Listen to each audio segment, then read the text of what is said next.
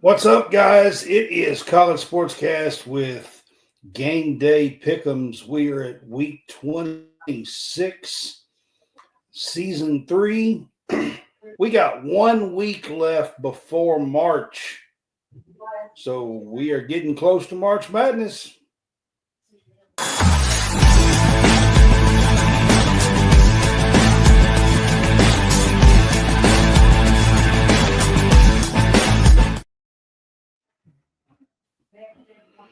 Welcome in, guys. That was some new little music at the beginning of that. Kind of confused me for a minute. I hadn't heard that. I kept waiting for Michael Bolton to start singing.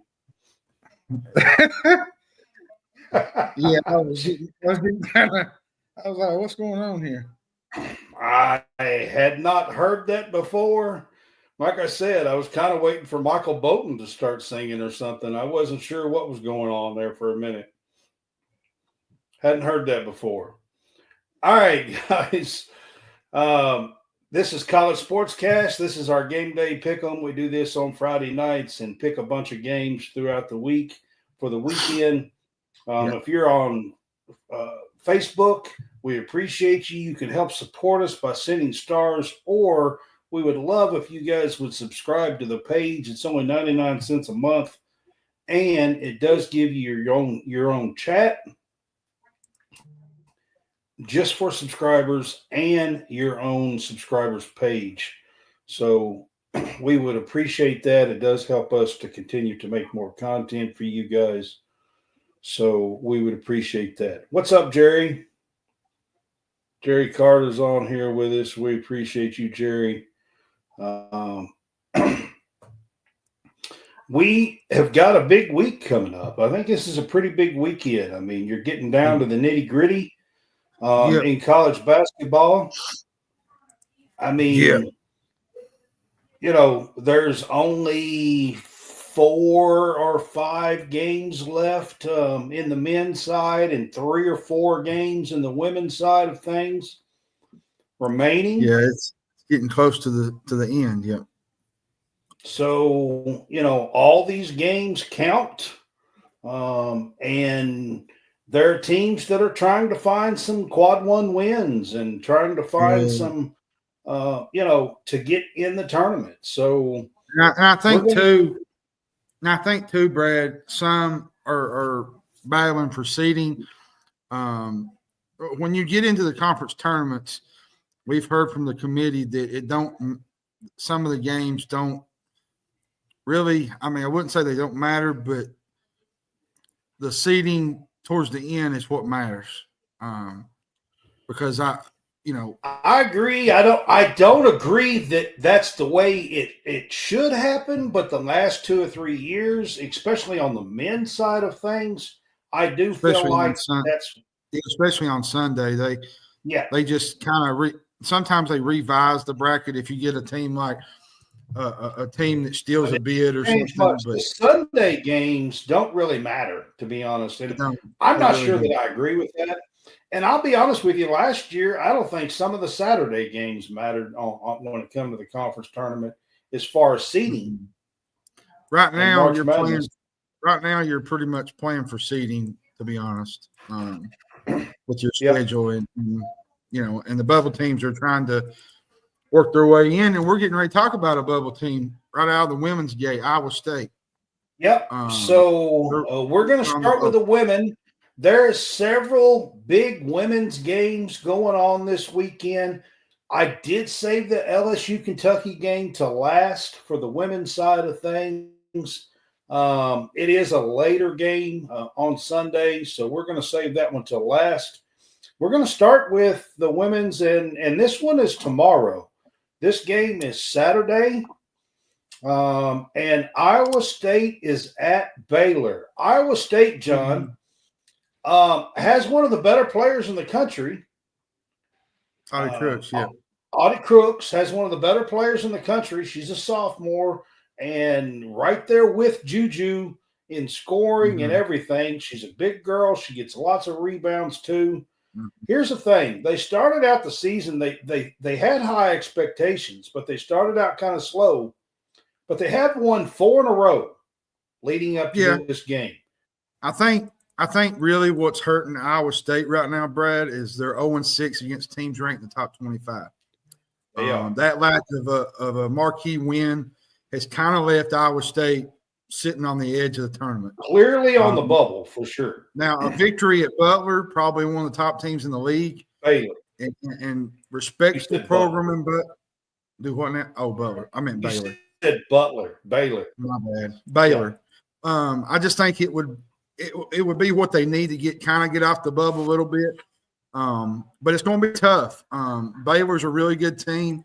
They like to press. They're third in the Big 12 in turnover margin. They're guard heavy. This Baylor team is guard heavy. Jada Walker. Yeah, tough. Now they're going to have their hands full defensively. They have some really good scoring options. Bugs is really, really good. Vonley's really, really good. They got Sarah Andrews, who I think averages like 11 points per game. This is going to be a tough game. Now they've won 4 in a row. Their improved three-point shooting has been a big key. They're 19-9. Well, like you said, they're 0-6 in top 25 games. Beating Baylor on the road is going to be tough, and I think this is going to be one of their toughest games that they've had all year. I'm going to take Baylor here, Brad. It's going to be tough for Iowa State. Now, Audie Crooks is going to get hers. She always does. But I just think the level of guards that Baylor has and the way they like to play things defensively, I think they take care of business at home. Did you see Jada Walker's buzzer beater? I think it was like halftime or something the last game out. Half-court heave that went in for Jada Walker for the Baylor Bears, Lady Bears. So, the Baylor, believe it or not, and nobody's really talked about them this year all that much.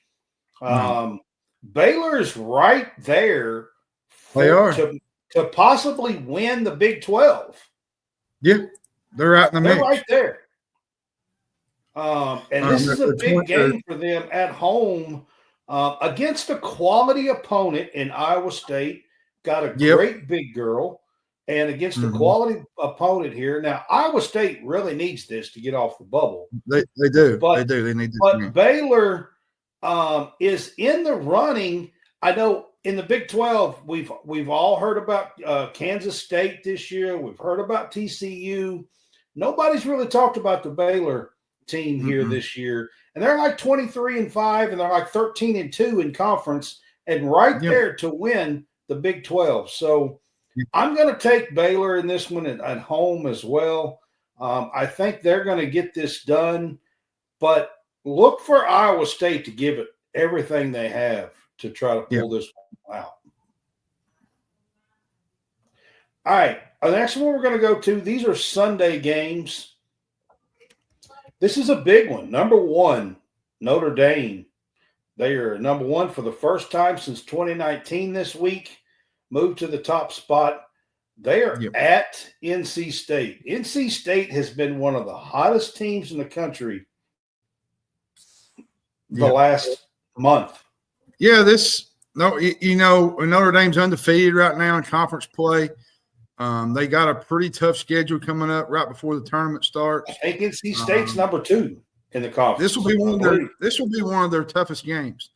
I'm kind of excited to see how they finish out. Notre Dame is kind of looked back and saw a lot of chaos the last couple of weeks. There's been a lot of shakeup in the top 5, top 10, and they've not been a part of that yet. Nope, they've won 18 in a row. It's interesting to see how Notre Dame responds in this kind of game. NC State's playing really, really well right now. They're number 1 in the country. Notre Dame is. I'm super excited for this game. This will be a tough game in Raleigh. The doggo is really, really good for Notre Dame. I think Notre Dame has the best backcourt in the country. They can do a lot of good things. They're pretty damn good. I have to give them that. And, yes.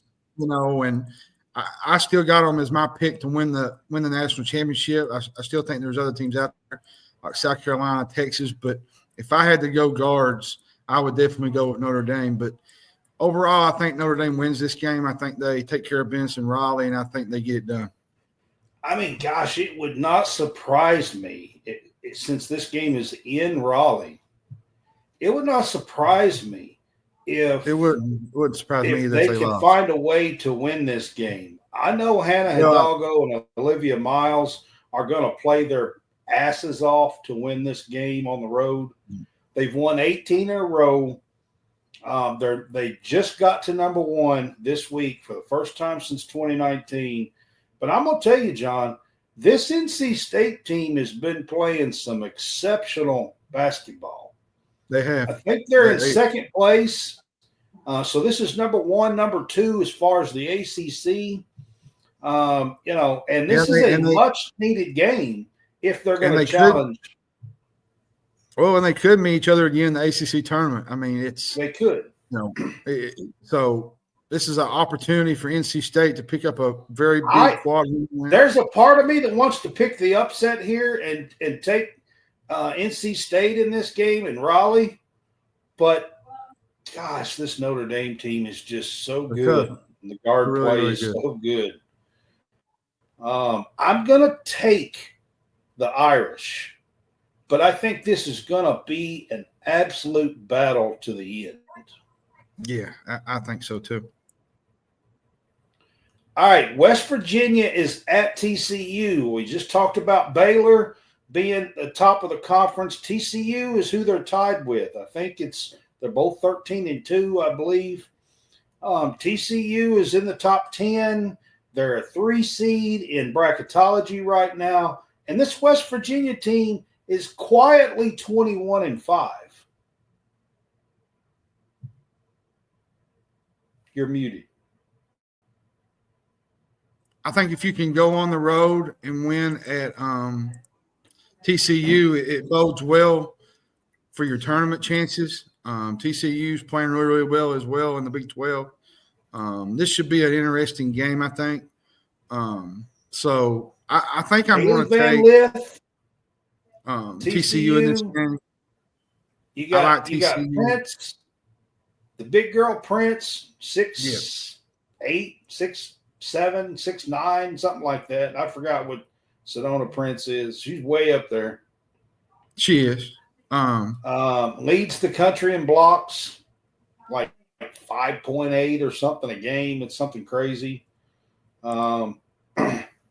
She's huge. And you got Haley Van Lith that's there, and they've turned this TCU program around. This is at home. I'm gonna take TCU in this one. Is that who you got? Yeah, I think that's who I got. You. All right. The next one we're going to go to, John. We did USC at Iowa a couple of weeks ago, and now UCLA is going to Iowa. This is a tough trip. USC got beat. It's one of their couple of losses this year. USC got beat at Iowa.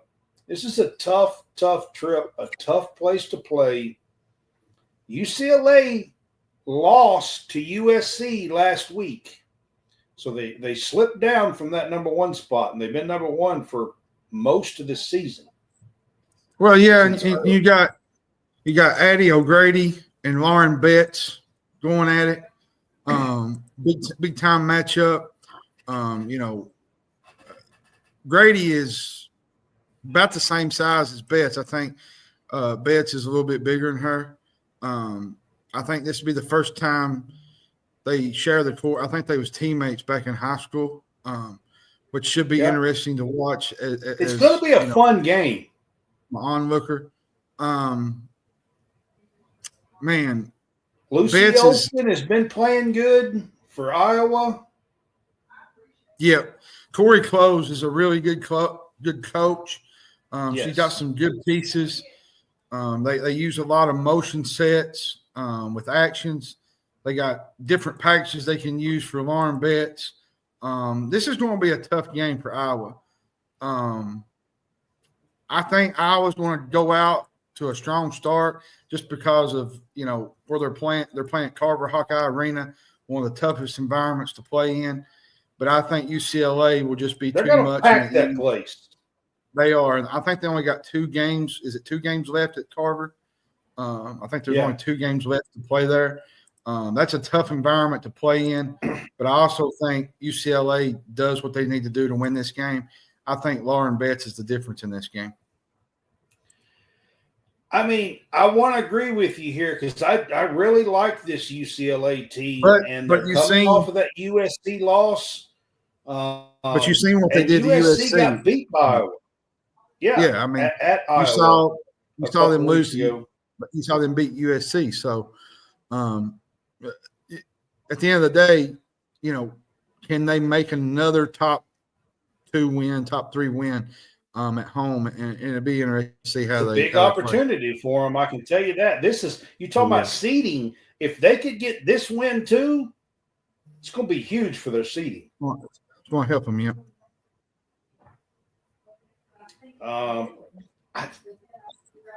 Listen, I picked Iowa to beat USC at home. They were retiring Caitlin Clark's number that day. Caitlin Clark was there. The crowd was going to be crazy. The crowd's going to be crazy. The crowd's going to be crazy on Sunday. Hawkeye Arena's always got a juiced up crowd, always. Yeah, it's always one big party there.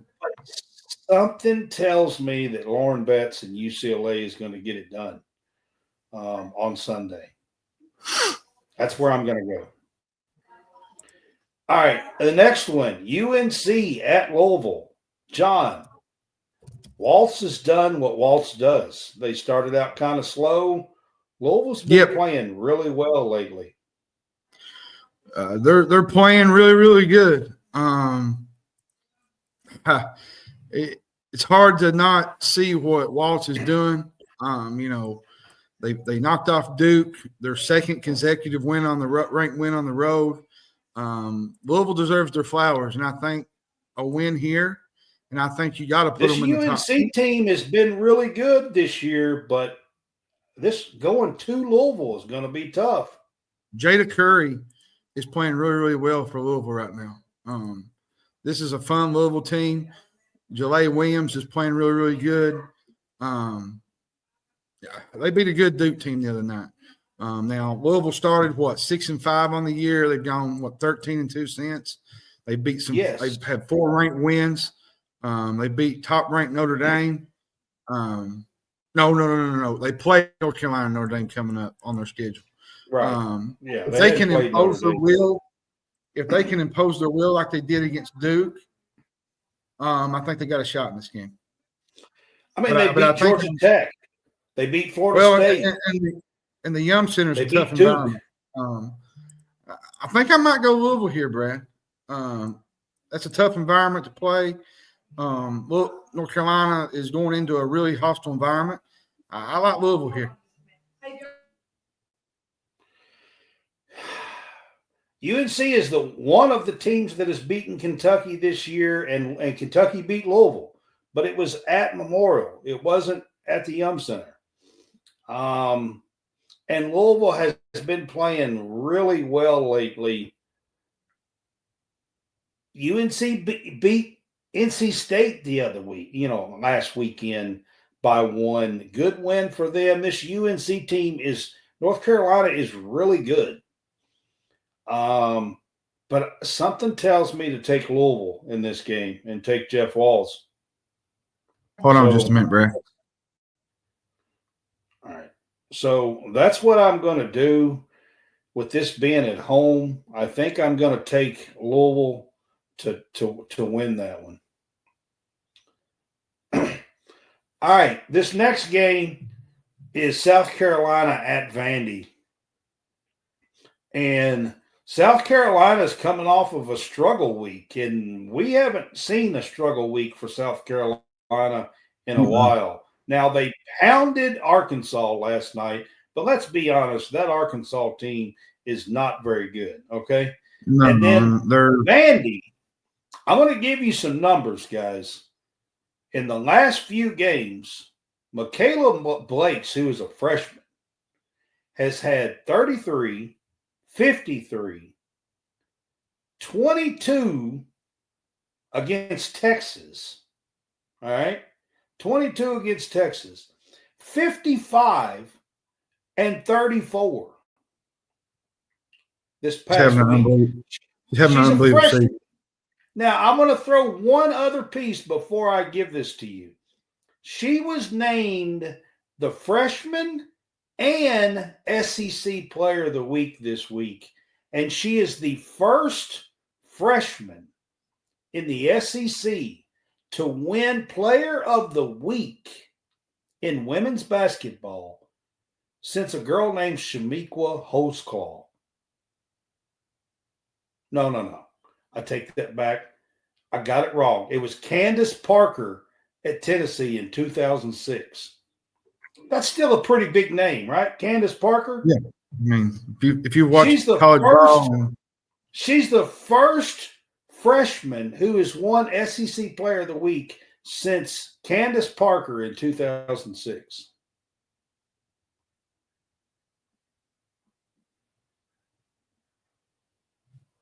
That's pretty big. Now, the game at hand. Do you think South Carolina is going to take care of business at Vandy? I think they will, but I think it's going to be a tough game. They go to Vandy, they go to Ole Miss, then they got a home game against Kentucky.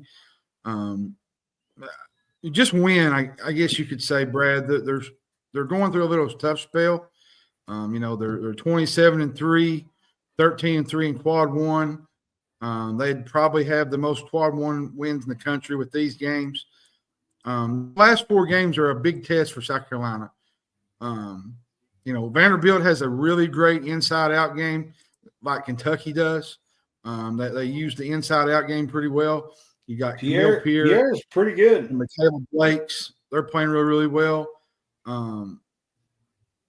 They're probably going to get a number one seed when it's all said and done. But they're getting a really good test early on in this SEC slate to where they haven't been tested yet. And I think they'll be tested again here. Vanderbilt's a tough game. Vanderbilt's beat some really good teams this year. They have. They've been in the mix for a couple of games where they should have won. I'm going to roll with Dawn Staley. She kind of, these kind of games and trying to bounce back, I think she knows how to motivate her team. And I think South Carolina gets it done on the road against Vanderbilt. I'm going with South Carolina and the Gamecocks here. I got a feeling that that loss against UConn is going to wake them up. They don't get beat like that, not ever. Like it just don't happen. Especially at home. At Colonial Life, it just don't happen, to be honest with you. And I got a feeling that they're going to be hungry. And they showed it last night. I don't know if you guys saw Malaysia Fawali's highlights last night, but she was amazing. Check out our highlights. Just her highlights was amazing last night. But I'm going to tell you guys, Michaela Blakes as a freshman is the real deal. And Camille Pierre and more. This Vandy team has some talent, and it would not surprise me if Michaela Blakes doesn't come out firing and ready to play. Yeah, it's another game you got to watch. The Wouldn't last surprise me at all. Now, this one, John, Illinois is at USC, and Illinois, surprisingly, kind of like Louisville, who kind of started out slow early in conference play. They had 4 losses early. But they're now 21-5. And this is the first ever Kentucky was one of those losses. They beat them early in the season. Yep. And it was one of those 4 losses. This is the first ever meeting, too, between these two teams. Yeah. Illinois right was ranked preseason. They hit those losses. They fell out. They are now back in. I think they're at 23rd in the poll. Yeah. I think Juju's playing really, really well right now. This USC team is playing really, really well.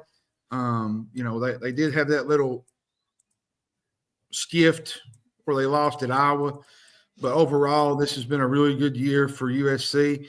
I think they're in that mix with South Carolina, UCLA, and others that are going to be playing. Pretty much Final Four or bust. They're a 1 seed. Yeah. Illinois is going to have a tough time, especially on the road, I think. Great year that Illinois has had, and Illinois is probably going to be in the tournament. But on this day, I just think USC is just going to be too much with Juju. Yeah, I mean, this Illinois team, like I said, they kind of struggled. I seen them play early this year. I was at it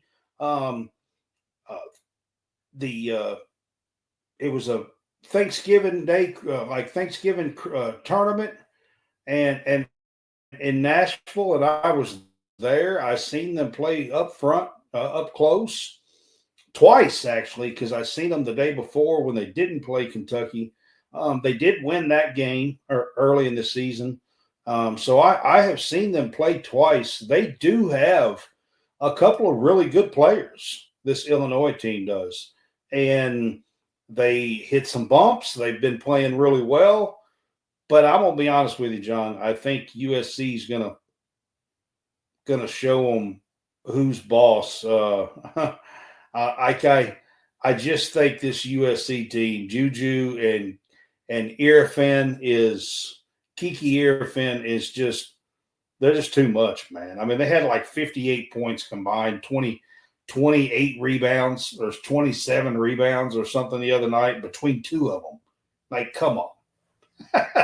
I mean, that's ridiculous. So give me the Trojans. All right, John, I saved this one for last. This is the last one on the women's side here. I saved this one for last. LSU is coming to Lexington to a sellout. It's sold out, Memorial Coliseum on Sunday, and I'm going to be there. And on top of that, it's Senior Day, and Georgia Amore and Deja Lawrence are going to be honored for Senior Day.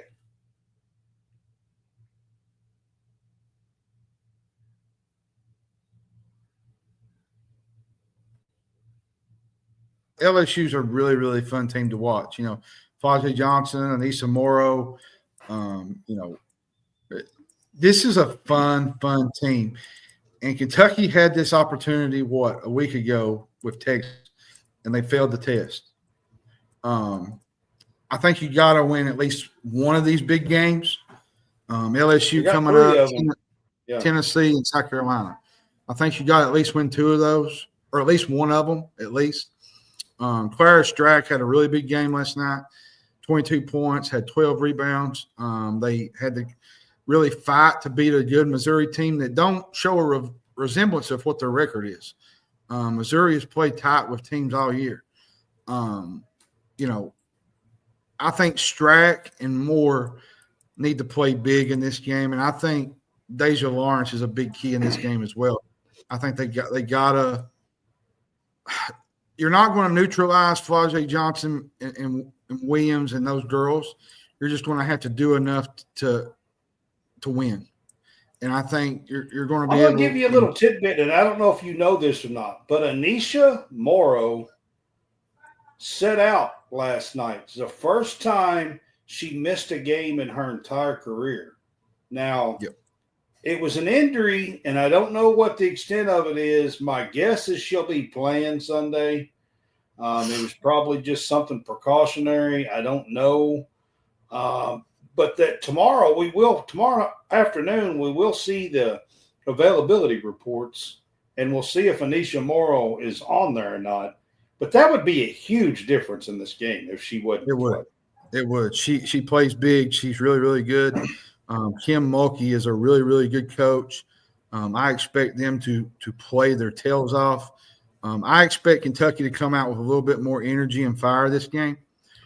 It just didn't feel like that when they played Texas. It just felt like Texas, played to their strengths and their defense kind of got ahead of them. And I just felt like Kentucky just wilted late in the late second half. They just couldn't never get nothing going. And I think they don't need that kind of effort again this time.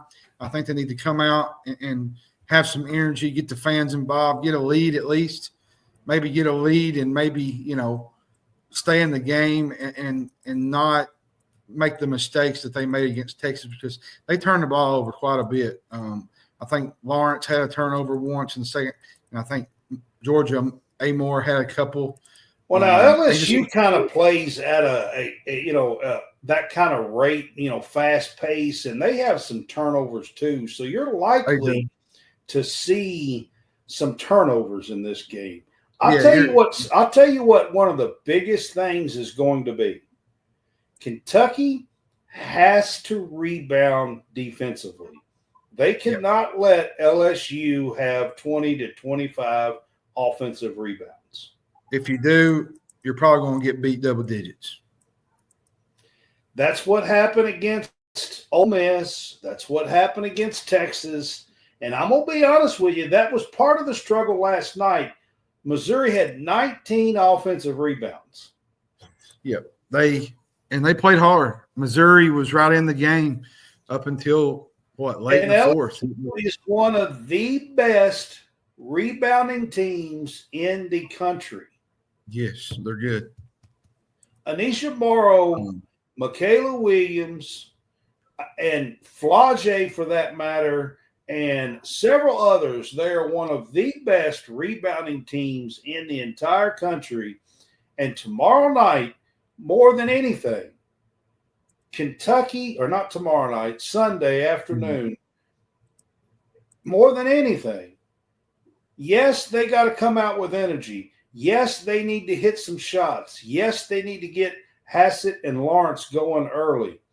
Yes, yes, and yes. But I'm going to tell you what right now, more than anything, they have to hold their own on the backboard.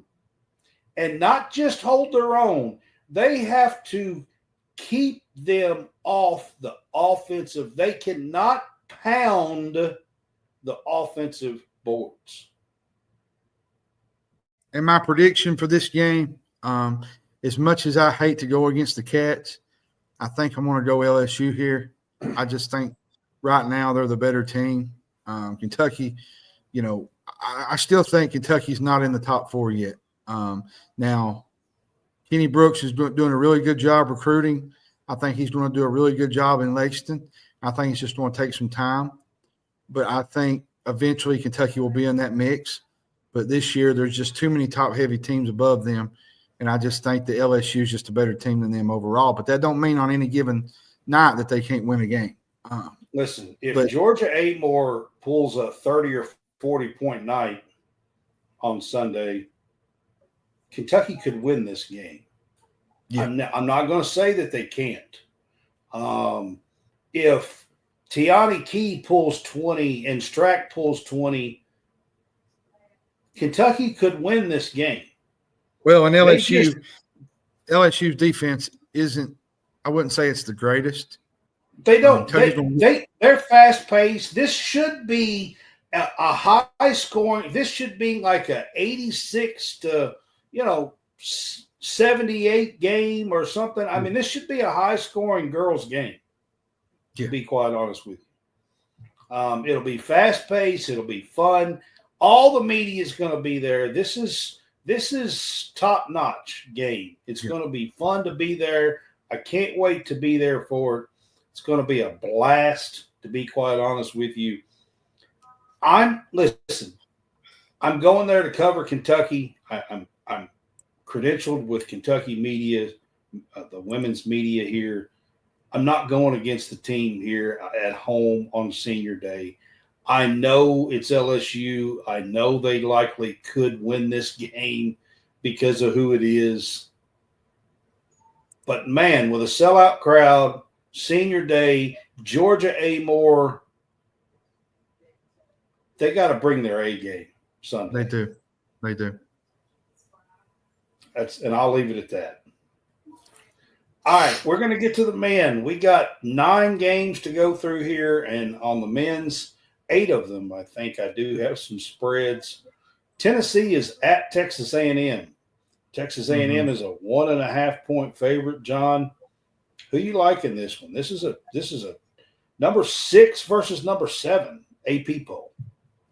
Tennessee, to me, is up and down at times. Chaz Lanier has not been what I thought he would be going into SEC play. Now he still leads Tennessee in scoring, I think, 17 points per game. Last weekend they was down, I think, 16 to Vanderbilt and had a dominant second half. I'll be honest with you, Brad. Aggies did not play well at Mississippi State. Now they didn't, but that's part of the reason why I think they will. They'll bounce back at home. They're a different team away home when it suggests those numbers. I like Buzz Williams here. I like A&M. I like home. They play really, really well at home. This could be one of those knockdown, drag-out kind of games because both teams feast on the defensive end. And I wouldn't be shocked if this is a rock fight. But I'm going to go A&M here. I think they cover this spread. But we've seen it. Tennessee is, they're up and down. Which Tennessee you're going to get from Saturday to weekday, you never know what you're going to get. Just depends on if Lanier's hitting his shots, if Ziegler is doing his thing. The thing about Lanier is this, and I don't think a lot of people consider this, but Lanier played at a very small school. And he, through the non-conference, was playing at a much higher level. But during SEC play at a much different competition level, he's kind of struggled a little bit. Yeah, he's had some struggle games, yeah. And I think it goes to just upping the level of competition that he is playing. So, that's not a knock on the kid at all. I mean, he challenged himself. He's averaging 17 points a game. That's not a knock on the kid at all. I'm just stating a fact that the competition level has changed. And you're right, Buzz Williams and A&M kind of got punked at Mississippi State the other day. Got beat 16, only scored 54 points. I'm going to take the Aggies to rebound at home in this one.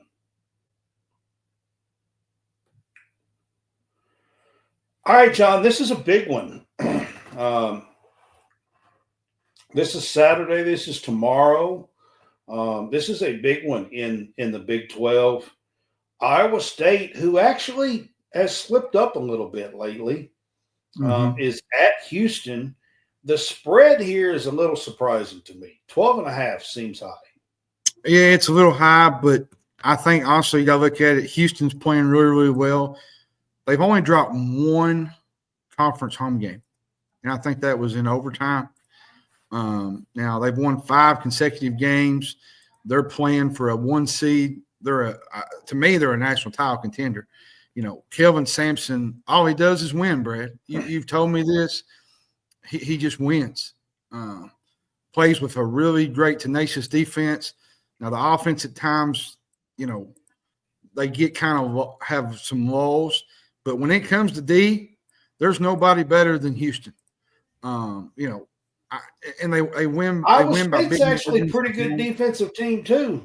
They are, but they don't play good on the road. That's where they're 2-3 in their past 5 games. Marshall raises her hand.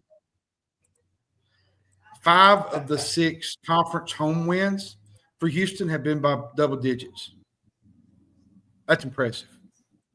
But I'm like you. This line's really high. I think I'm going to take Iowa State to cover.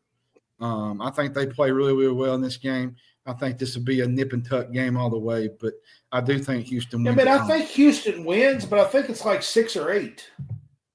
Yeah, I do. I think Iowa State covers. So I'm going to take Iowa State to cover this 12.5. I mean, if you're going to give me 12 points, as far as a betting person, I'm going to take Iowa State here. I mean, I just think this Iowa State, they play really good defense. Houston plays really good defense. I don't think this is going to be a high-scoring game. I don't think you're going to see a team. Probably going to be in the 60s. Yeah, I don't think you're going to see a team outscore somebody 74-60. I just don't see it. I think it's going to be – this game might even be a 58-51 game. It's with the defense that they play. There's going to be times where offense gets lagged up, and that's where Houston relies on their defense a lot. So I just like 12.5 points seems like a huge spread against 2 great defensive teams. Yeah, I agree with you. That's where I go with that one. All right, Oregon is at Wisconsin. And, John, Wisconsin has been playing some ball. They've been playing really well. 8.5-point favorite at home. Wisconsin, man, they get one of the top overall seed, like one of the 3 seeds in the bracket reveal. They went into Purdue and took care of business Saturday. I don't think there's anybody right now in the country playing better than Wisconsin right now. I think they're 21-5 or something like that. They're right in the thick of things. Not named Duke. Because Duke's playing at a high level right now. In Auburn. This Wisconsin team has a really good chance to be a top seed when it's all said and done. They do. And they come out of nowhere. And Greg Gard does really good with their defense. They got a fun team. Tonje is really, really good for Wisconsin. He lit Purdue up Saturday afternoon. And it's hard to win in Mackey. That's a tough place to play. And they went in and they just dominated Purdue by 10 points. They did.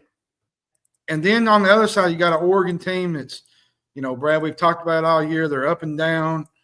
They've won as many quad 1 games as Kentucky, Auburn, and many others in front of them. But there's just games where they just seems like that they just fall apart in. They don't look great.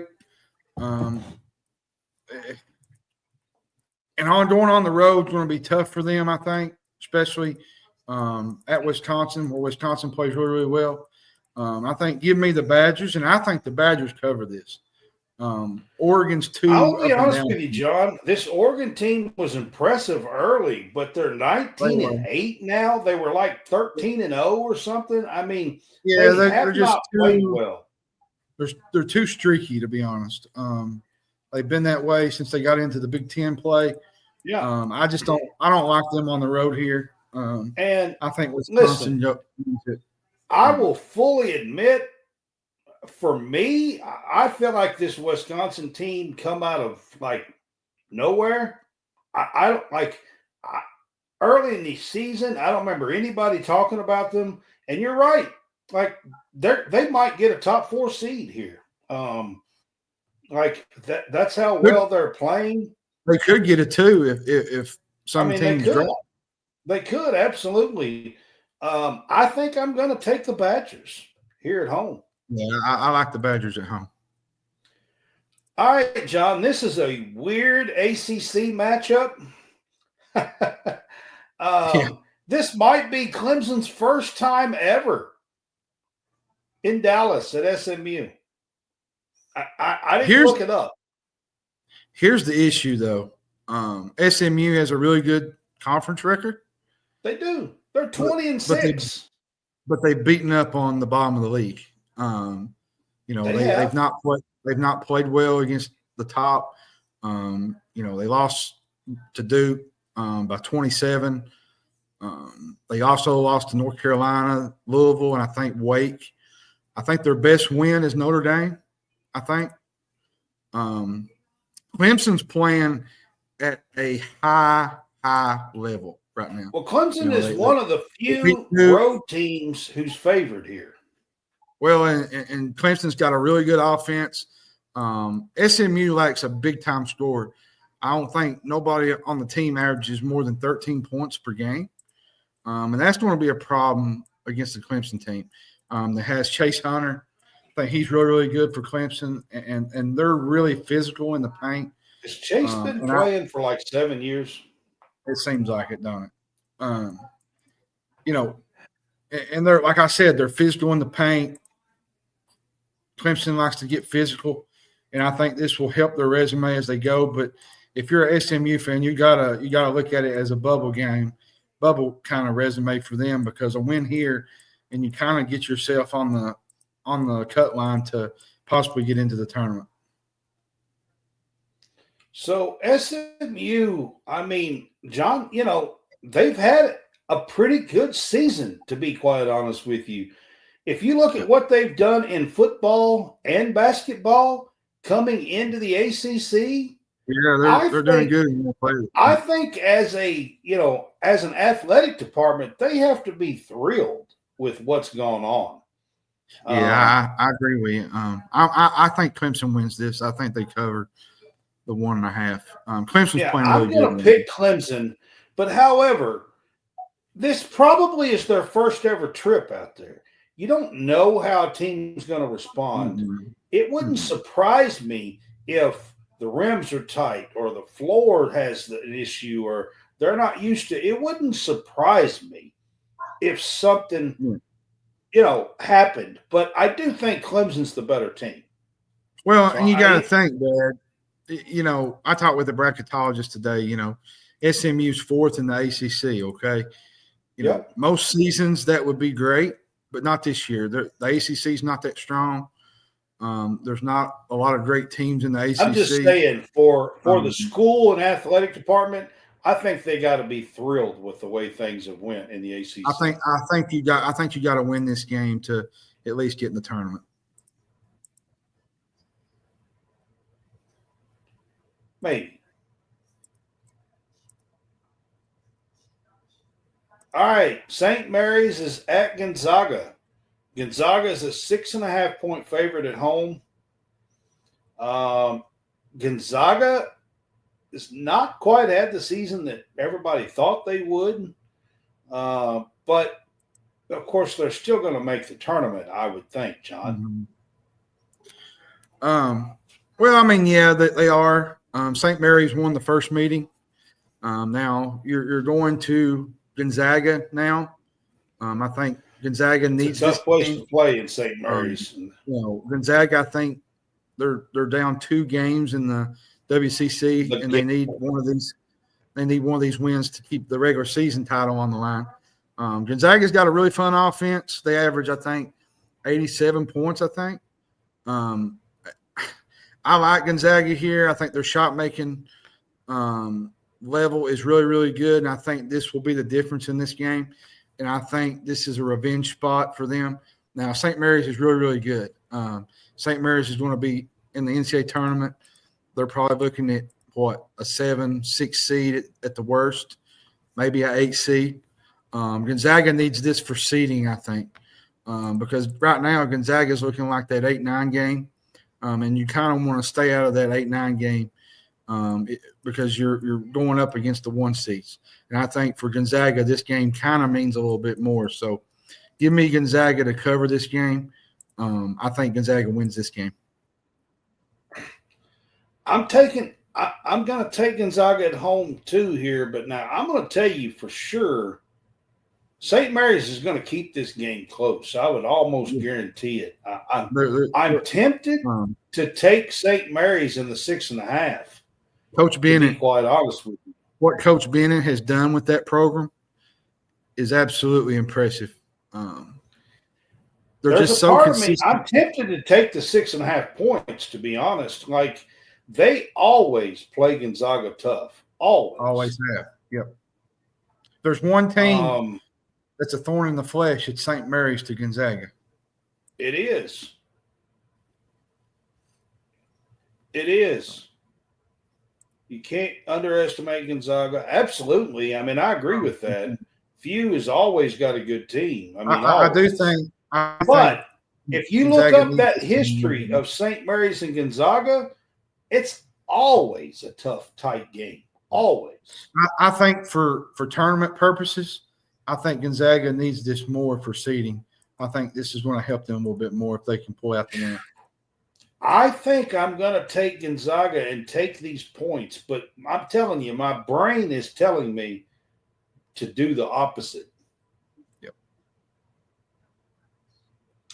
All right, John, we're going to get to it. Kentucky at Alabama.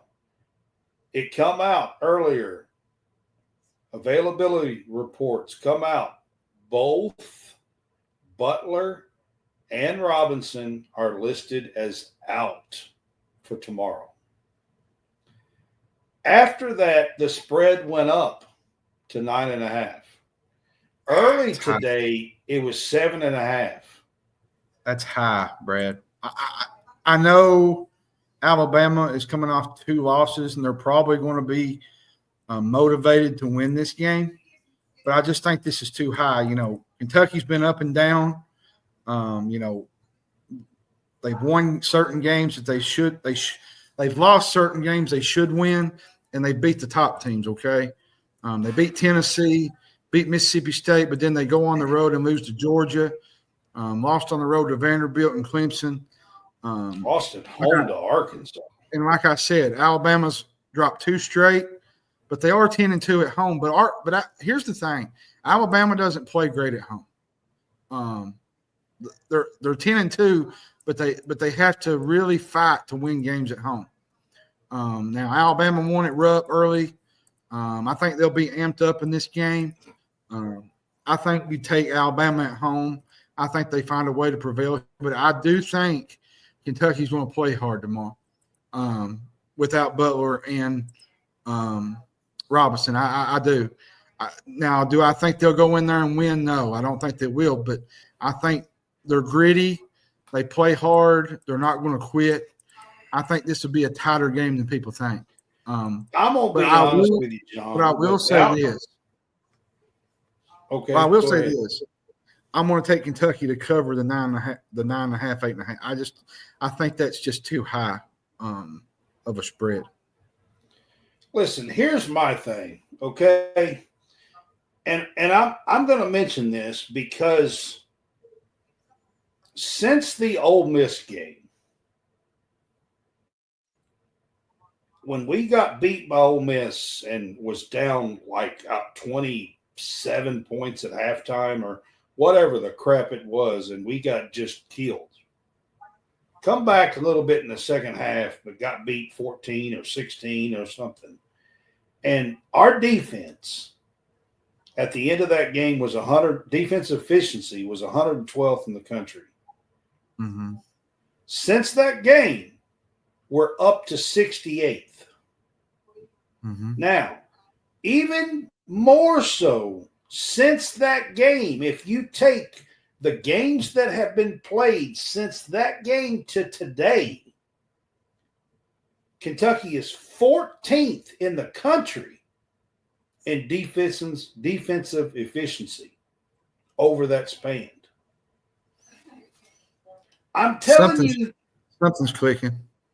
I'm telling you guys this for one reason. This Alabama game cannot be 102-97 and Kentucky win this on the road without Butler and without Robinson. You're going to have to slow the game down. We are not going to be able to play with this Alabama team who will score 110 points at home if we get in that kind of style play game with them. If we play down low like we did in the second half and slow this game down and play some defense, got a shot.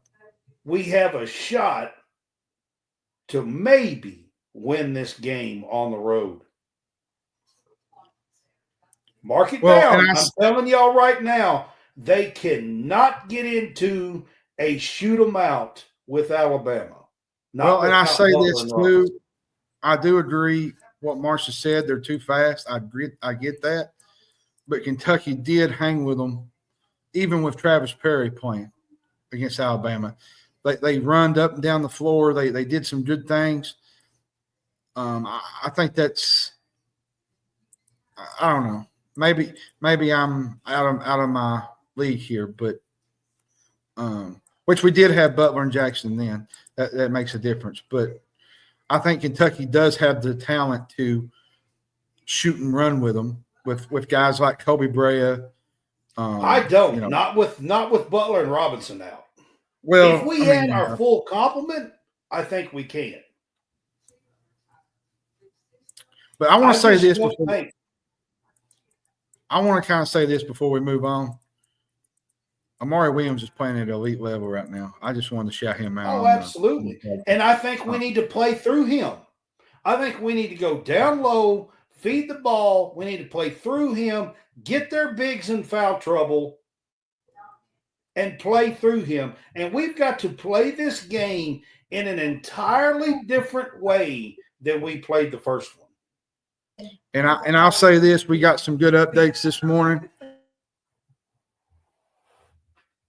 Got some good updates this morning on Butler and Robinson. Butler's going to get into live action here soon.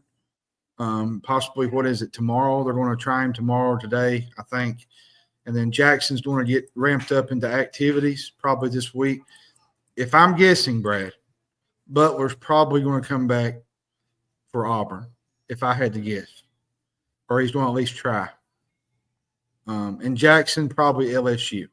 If I had a timetable on it, that's probably where you're going to get those guys back. And that's going to be a good thing. Maybe have them healthy going into the SEC. I'm going to be honest with you, John. I'm going to take Kentucky in the points. If you're going to give me 9.5 points, I'm going to take Kentucky in the points. Yeah, that's what I said. In this game. Now, they're going to have to play the way I said they play to even cover this, much less win it. If we try to run with them, if we try to play speed and try to run with them, I'm going to tell you guys, this is going to be another Ole Miss. Like, I'm not saying we're going to be down 27 at halftime, but I am saying it's going to be a 15-point game. Well, and if Alabama's hitting, you can mark it up. Kentucky they'll get beat 20 plus. It's going to be a 12, 15-point game if we try to run with them, with Travis Perry being our point guard. I agree with you, Marcia. I agree with you, Marcia. I think one of them will be back for Auburn, and that most likely will be Butler. It won't be Robinson, but I think he'll be back for Auburn. All right. At the worst. We're going to move on. This is an absolute weird-ass game to me. I told you this before. I did a double take. I had to look this up. Like, I saw it on the list, and I said, what? That can't be right. Like, I don't even understand. It's late February. What in the hell is a ACC team playing a Big Ten team in Madison Square Gardens?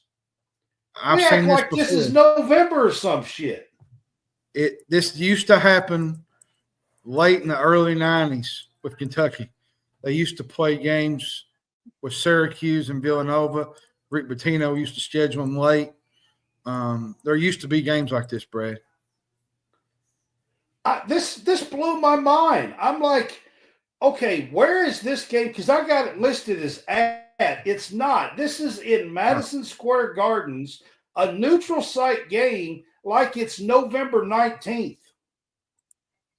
I will say, back in the 90s, I don't get it. There used to be games like this almost every night or every year. The schedules have changed, but there used to be games like this. It blew my mind. I literally had to look this up. I thought it was a misprint or some shit. I'm like, I'm going to say this.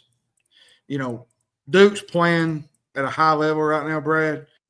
Cooper Flagg is playing really, really well. You know, Duke don't play a lot of teams with the talent that Illinois has in the ACC. You know, right now Illinois is not playing great. They're not healthy. There's been sickness on the team. Brad Underwood said. Now Duke, I think, lost one of their best defenders in Malik Brown. You know,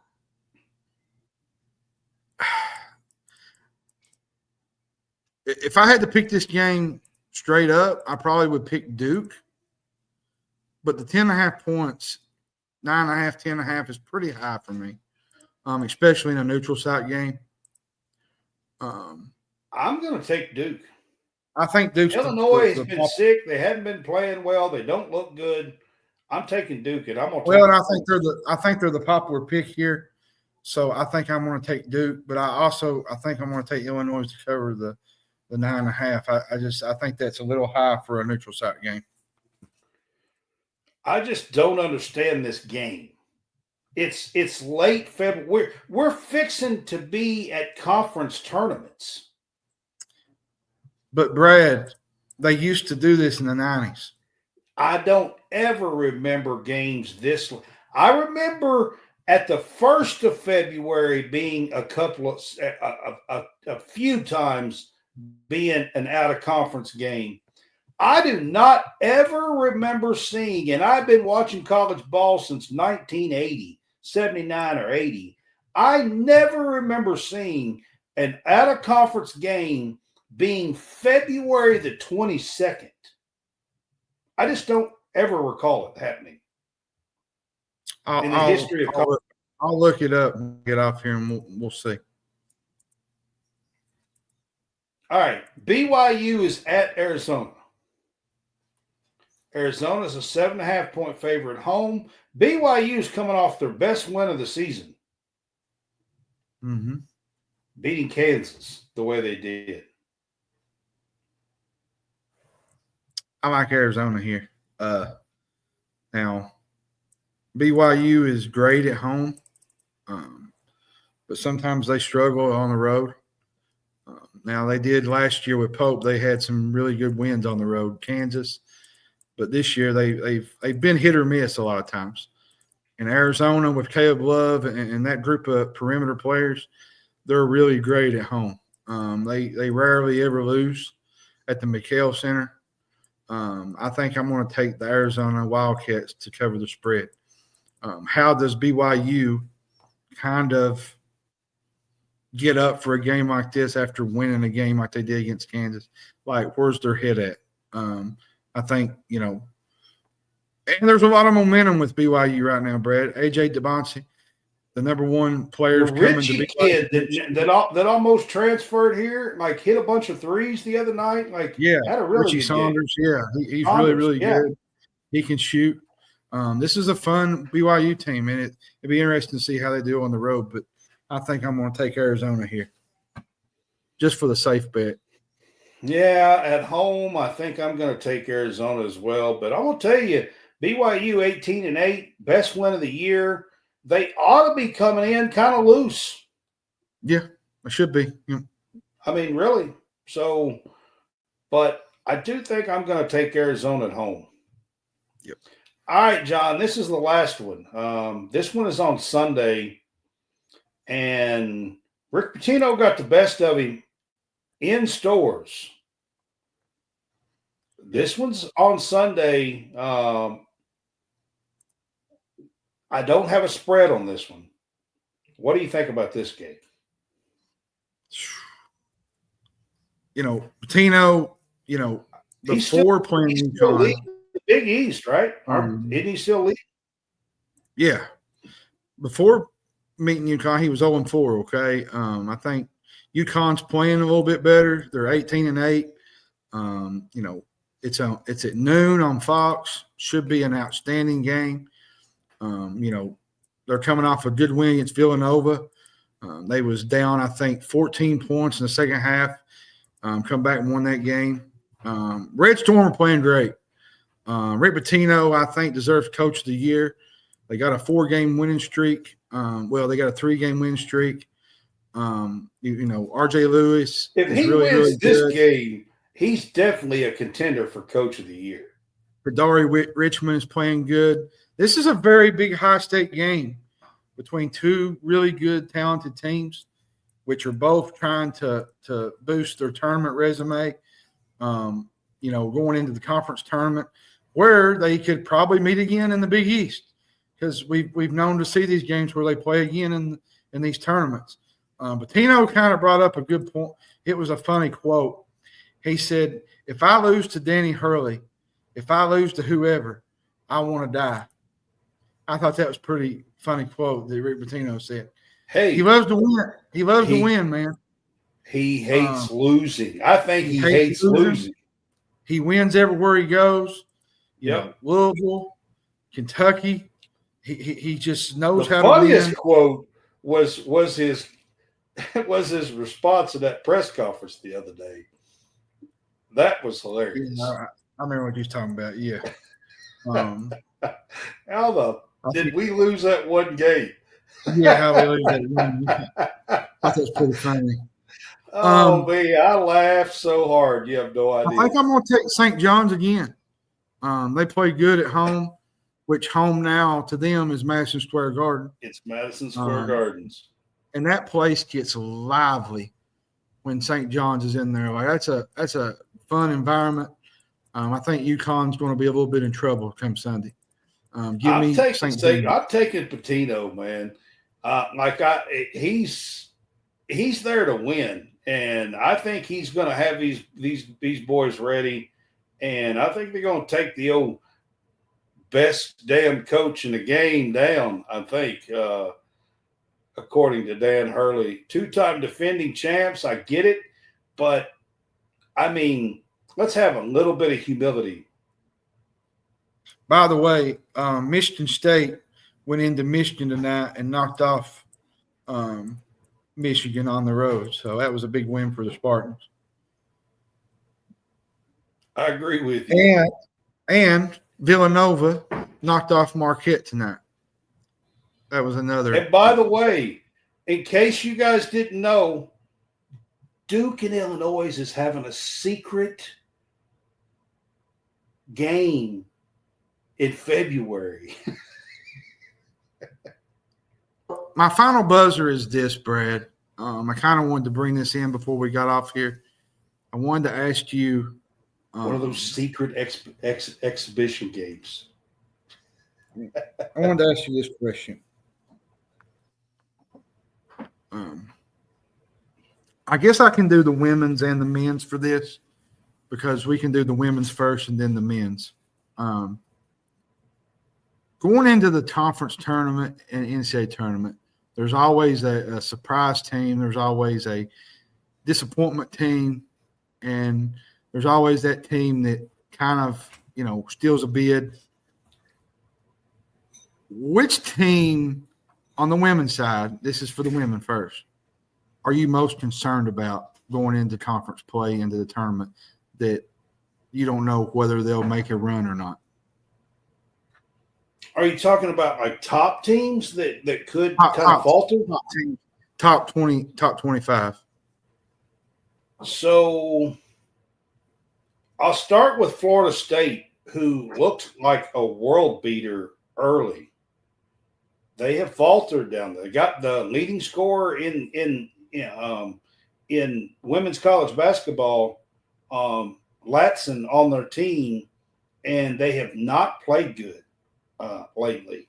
And that's not good going into tournament time. So I'll start with them. Georgia Tech on the ACC is another team that started out really good, and lately they have been getting smacked by most teams. That's two ACC teams right there that are going the wrong way. Now, I'm trying to think of another team across the country. I mean, I'll give you one that I think the other day they really put on a show, and this is going to give me a lot of grief here. But I don't think UConn makes the Final Four on the women's side. I think they missed the Final Four this year. That's a huge deal for UConn. They make the Final Four. That's what they do. I mean, Paige Buchers has made it just about every year except for the year she got hurt. Probably every year. They make the Final Four. They even make the final game and have a chance to win. And we're winning up until Dawn Staley. I think they fall short of the Final Four this year. All right. Well, I'll do the men's. And there's three teams that I'm kind of looking at here. And one of them sits in Lawrence, Kansas. The Kansas Jayhawks. I just can't comprehend how they've struggled this much. You know, they brought back Hunter Dickinson. Especially with the talent they brought in. KJ Adams, you know, they had one of the best transfer classes in the country. They entered the year as one of the top teams in the country. They were preseason number one. Now they're, 23rd? Just a roller coaster ride of a year. If this team cannot end the season as at least one of the top 8, I think you got to consider this a failed season. You know, when Bill Self said it the other night, he said, we need to get away from each other. Like we need to. He was at least honest about it, but I thought it was funny as hell. I thought it was funny, but he's right. Like there's problems all over this team. Get away from and I never would have thought that with the talent that they got on this team, and it's just not been what I thought it would be. My second team, to give everybody hammers. And my second team, I know I'm gonna get grief over this one, but is Memphis. They're just so unpredictable, Brad. You know, they jump up in the rankings. Welcome to the Penny Hardaway era. They they get some impressive non-conference wins, and then they just disappear once conference play comes. Welcome to the Penny Hardaway era. You know, they have some scoring. They knocked off UConn. I think they beat Michigan State, beat Ole Miss, beat Clemson. They got one of the best resumes in the country. But they're really bad for playing down to their opponents. And they're in the AAC. They're not in the SEC or the Big Ten. Which concerns me going into conference tournament in March. They're just too inconsistent. My final team, and you probably know where I'm going with this. My final team's Marquette. I'll give you one for sure. Marquette's my last one. No, that's not who I was thinking. They're just, I don't know what happened between November and December. They just don't even look like the same team anymore. They got beat by double digits tonight to Villanova. They're 20-7 on the year. They're probably looking at a 4 or 5 seed at the worst. I think this has not been a really good Shaka Smart team this year. I thought he had a better team last year. Again, welcome to the Shaka Smart era. I mean, I thought he was what was it? Texas he went to? It's Texas, yeah. Yeah. I thought he did the same thing there. He's come back to Marquette. He's doing the same thing there. I mean, a zebra don't change his stripes. That's right. Now, I'll let you go on, give your 3, and we'll be done for the night. I was going to say UNC.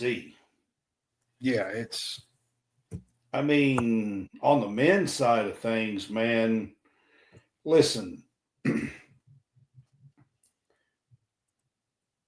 If you go around the country and you look at the blue bloods, and Kentucky's probably blue bloods, I'm talking about all the big time programs that for 70 years kind of ruled college basketball. Mm-hmm. You go around the country and you look at the Indianas and the North Carolinas and the Kentuckys the last several years, the Kansas and what they've done the last 2 years, North Carolina's, UConn this year and the struggle that they've had. Indiana, I said them, I think. Indiana, I mean, you go around the country. Michigan State has had some trouble up to this year, and I'm really proud of Izzo for what he's done this year. But you go around the country and look at the blue bloods of college basketball. Playing field's changed. There's an issue, man. I'm telling you, it's been 70, 75. UCLA, I didn't throw them in there. Got to throw in UCLA. You go around the country and look, and those are the programs. If you want me to sit here, the Kansas, I said them, I think. You want me to go around and tell you who's disappointing? The blue bloods of college basketball have mostly been disappointing. UConn, the last 2 years wasn't. Duke is still on the cusp and got a chance this year. Yep. But you go around the country and the blue bloods are on the struggle bus most of the time. They are. Well, and like North Carolina, the ACC is not great. If you lose, it's going to hurt you. Let me be honest with you, man. Hubert Davis should be dominating this ACC outside of 2 or 3 teams. Yeah, they beat NC State the other night. Now, to be fair, NC State's what, 10-16, something like that. 9-16 or some crappy like. So a win there, you expect to win that game. You got Virginia coming up Saturday. Just if you're North Carolina, you got to keep winning. Now, if you do that over your next 4 games, your Super Bowl is March 8th, right? Duke, in your backyard. You all of a sudden win those games and you beat Duke, the tale might change. But I agree with you. What is going on in Chapel Hill? It's not great, Brad. I'm serious. Listen, I don't like you, okay? Not at all.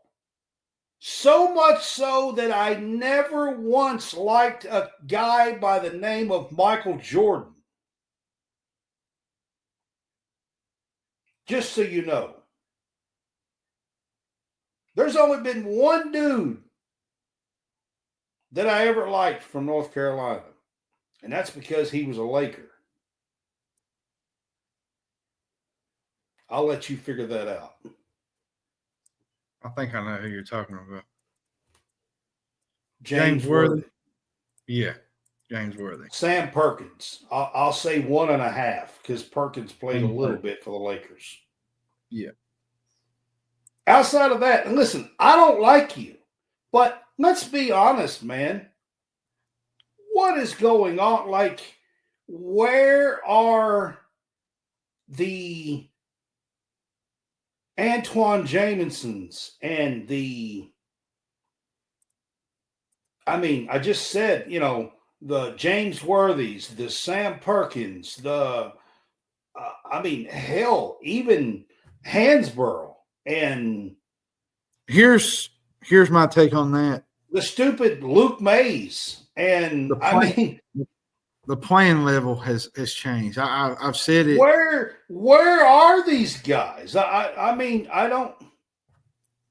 When you add the Jerry Stackhouse, where in the hell are these guys? Well, to be fair, the NIL has changed and the transfer portal, and everybody's getting better, and everybody's got an even playing field now. Yeah, but and you should be able to lock up one or two. You're North Carolina. I agree. I just think Hubert was not a great choice. I just felt like they need to go a different direction. But I'll be honest with you. I'm aware of R.J. Davis. I'm not going to sit here, and if anybody comes on here, I'm aware that R.J. Davis is a really good player. I'm aware, okay? But I'm going to be honest with you. He's not been R.J. Davis of last couple of years. What has R.J. Davis brought to y'all since a surprising questionable run, 3 years ago? Here's another key fact. If a North whole Carolina, lot of losses is what I'm going to tell you. And I don't recall Jerry Stackhouse or Michael Jordan or Antoine Jamison or Hansborough. I don't recall a whole lot of losses. And here's another thing that needs to be said. If they miss the tournament again this year, that's going to be twice in the last 3 years? With higher expectations. Like, I don't know where the alumni for Chapel Hill is, but they need to find their way back. Because I'm going to tell you right now, you've got to find the heart of what the hell y'all were, because you're not. North Carolina. And I realize Caleb Wilson just committed there. But I'm going to tell you guys right now, one player can't do it. Mm-mm. Not in today's game. And a freshman is not going to do it. And I'll throw this out, and then we'll leave it at this. Do you guys realize that Auburn's average age on the entire team is 23.4 years old? The number one team in the country. Yep.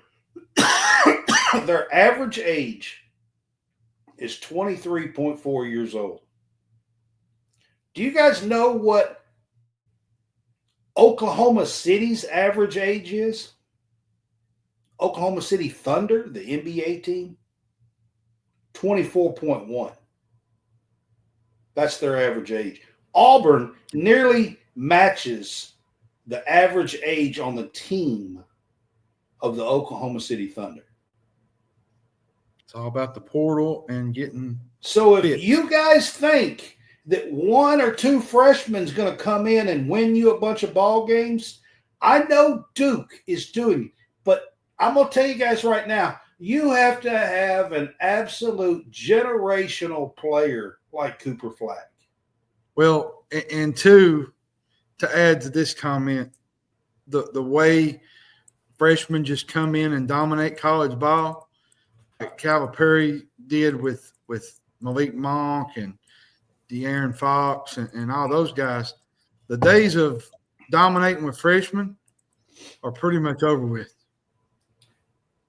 When you have to do it with 17 and 18-year-olds now and play against 24, 23, 24, 25-year-olds, it's tough, man. These guys have been playing ball for 5 years. Yep.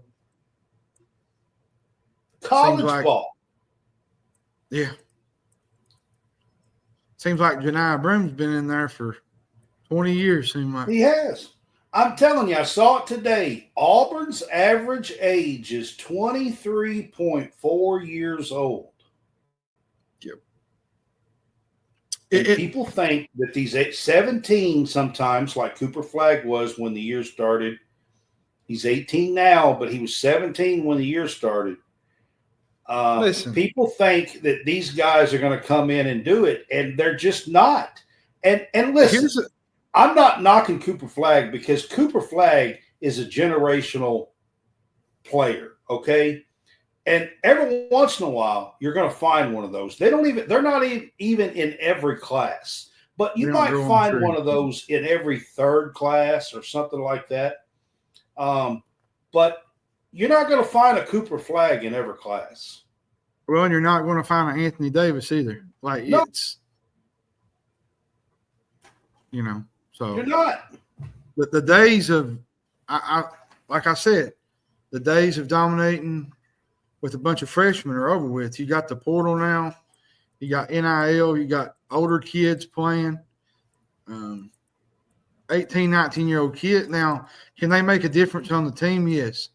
They can do some really great things, but you got to have some experience when you go into the tournament. And you got to have guys that have played before and been there. And I think that's what you're seeing as the college basketball level and playing field is continuing on and on and on. You don't see a bunch of these freshmen like you did back in the early 2000s, even with Derrick Rose and all those guys that was at Memphis or the trying to think like AD. Years ago, you had the Fab Five at Michigan. Well, and you had Juwan Howard and Chris Webber and Jimmy King and Ray Jackson and all those guys. And we lost John.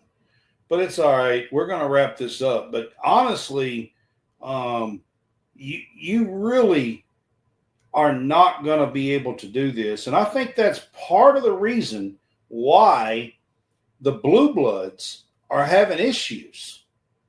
I was talking about the Blue Bloods a while ago. I think the Blue Bloods have been so used to trying to capitalize on the top freshmen. They've been so used to fighting out and landing the top 2, 3, 4, 5 freshmen and focused on getting these classes. And the freshmen just aren't doing it anymore in college basketball. Nope. Fun show, Brad. Get older. Fun show tonight. Yep, it was. And hopefully you guys enjoyed. We went well along. But there's a big fun day of basketball. So we will see you guys. We'll see for a big HoopsCast show on Monday night. Have a good one.